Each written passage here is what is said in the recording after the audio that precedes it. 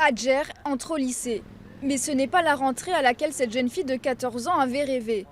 Elle a été affectée à l'Imam Hatip, le lycée religieux de son quartier, en vertu de ses résultats à l'examen national d'entrée au lycée. Du coup, elle qui espérait faire des études de médecine va se retrouver dans un lycée où un quart du temps est consacré à l'étude du Coran, de la charia, bien loin des convictions de sa famille. Je m'inquiète beaucoup pour l'avenir de ma fille. Elle aurait pu aller dans une faculté de médecine et elle va finir comme professeure de religion. Je m'inquiète beaucoup. Je ne veux pas mettre le foulard, mais si on me force à couvrir ma tête, alors là, ça va poser un vrai problème. Ils sont 40 000 dans le cas d'Hajer. Selon l'ERG, le Centre de recherche sur l'éducation, le gouvernement islamo-conservateur de l'AKP a augmenté de 73% le nombre des écoles religieuses en 4 ans. Un chiffre que les milieux laïcs turcs interprètent comme une preuve supplémentaire de l'islamisation de la société.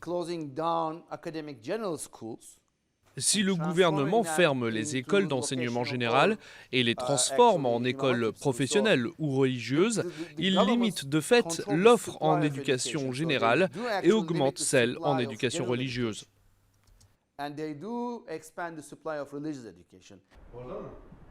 Du côté du ministère de l'Éducation, on rejette ces accusations, ajoutant même que l'augmentation du nombre d'établissements religieux ne fait que répondre à une demande croissante.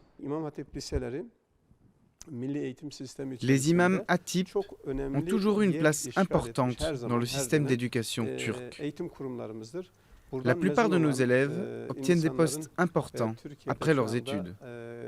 L'un d'entre eux a même été élu président de la République. Recep Tayyip Erdogan a été formé dans un imam Hatip comme celui dans lequel nous avons été autorisés à filmer. Dans ce lycée réservé aux garçons, le proviseur insiste, son lycée n'est pas une fabrique à imams. Seule une partie des élèves va poursuivre des études de théologie, les autres seront ingénieurs ou avocats.